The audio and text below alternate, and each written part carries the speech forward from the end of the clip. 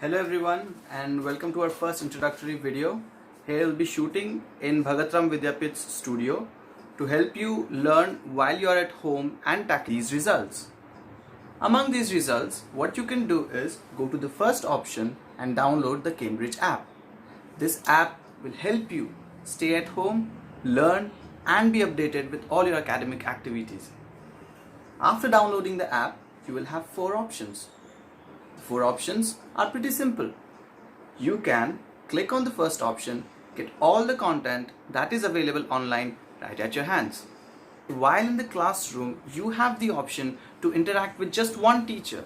But right now, you will have a bench of 8 teachers and you can contact all of them at the same time and they will help you together in a combined effort in a confluenced way to clear all your problems.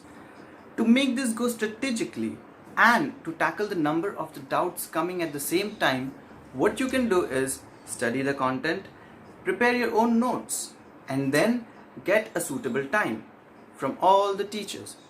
When you get the suitable time and we give you an appointment for the teacher, then you can contact them, they will contact you, you'll clear your doubts and proceed with all the academic.